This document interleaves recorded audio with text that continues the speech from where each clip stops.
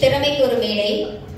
இந்த உலகில் வர்ணிக்க வார்த்தைகளும் கவிதைகளும் இல்லாத உறவு என்றால் அது அம்மா. தாய் தன் பிள்ளைகள் மீது வைத்திருக்கும் அன்பிற்கு அளவே கிடையாது. அன்னையின் அன்பு தனித்துவமானது. தனது பிள்ளைகள் மீது, தனது குடும்பத்தின் மீதும் அள்ளித்தரும் அன்பை அளவிட முடியாது.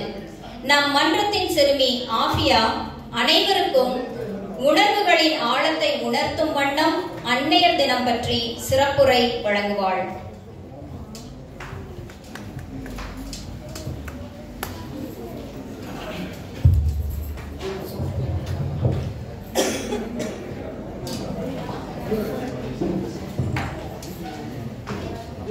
அவரில் கூடியுள்ள சான்றோர்கள் அனைவருக்கும் வணக்கம்.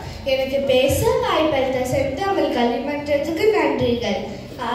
அன்னையர் தினத்தின் சிறப்புரை பற்றி பேச வந்திருக்கேன்.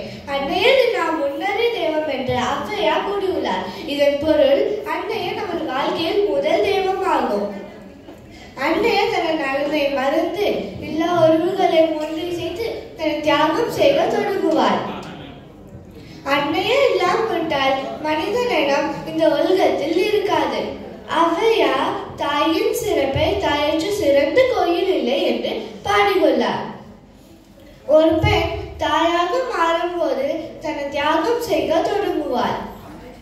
தாயின் குரல்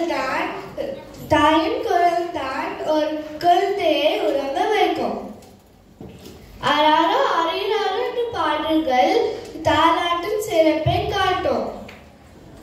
ஒரு தாய் தன விருப்பு வெறுப்புகளை மறந்து குழந்தைக்காக வாழ்கிறார். மலைமுகம் காணாத செடியும் தாய்முகம் காணாத பிள்ளையும் வாடி வரும். இது உண்மையாகும். தாயின் பங்குதான் ஒரு குழந்தையை சிறந்த குடிமகனாய் வாழ முடியும். தாய்மையை போற்றுவோம். நன்றி.